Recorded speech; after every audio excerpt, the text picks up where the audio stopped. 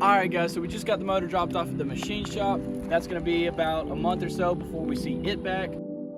So while we're waiting on that, we're going to do a couple other things to the car. But that's going to be it for this video, guys. So make sure you stay tuned and turn on your post notifications so you don't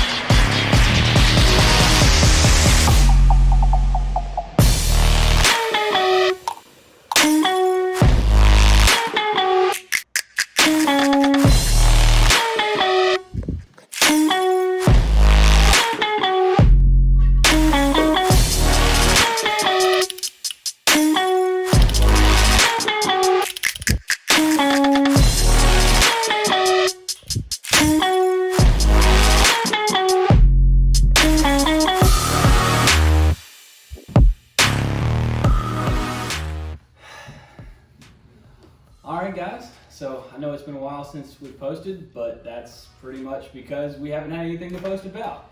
It's been a little over a year now that we've waited to get this motor back, but here it is. As many of y'all know, a little over a year ago, we took the car to the dyno and got it perfectly tuned, dialed in, and literally the day after was when it blew up. You know, we lost compression in cylinder 8 and cylinder 7 and had to tear it down and send it off to be built. So the motor was at the machine shop for literally almost exactly a year now. It's been a year and like a few days, maybe a few weeks. But basically we were just waiting on parts. I mean, we were waiting on pistons for a while, and then just in today's world, shipping and everybody, labor, everything is ridiculous right now. So originally the plans for the car were to keep it stock, but it just kind of started with a little bit of exhaust and then threw a 80mm turbo on it, and here we are a couple years later with a blown motor, and so I decided to build it. So now here we're going for quadruple digits, and we're gonna see what happens. With that being said though guys, let's go ahead and start getting into the build sheet. So to start out with, we still have the factory crank just rebalanced. Supposedly, some people have ran up to 1,000, a little bit over in the horsepower range, so the crank should be good for everything we're gonna do with it. After that, we move on up to the K1 H-beam billet rods.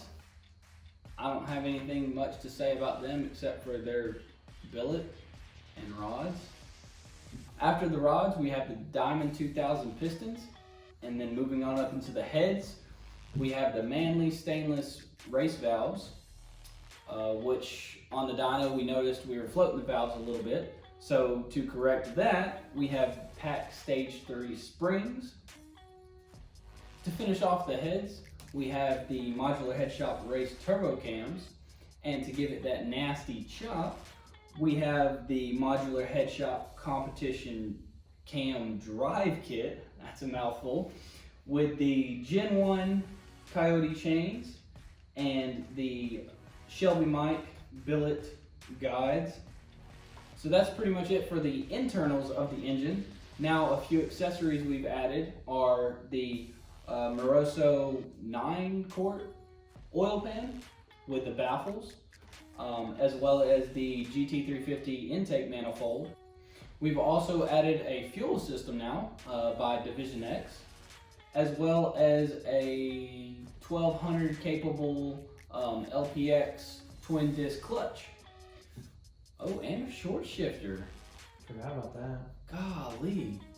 This car will be a whole different car now. So that sums about most of it up.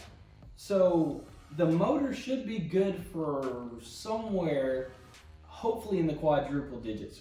I'm not 100% sure. We don't have an exact number of what it's good for because all the components are kind of thrown around, but it should be good for roughly 30 pounds of boost and roughly 8,500 RPM. I don't know if we're going to turn that much, but we'll see.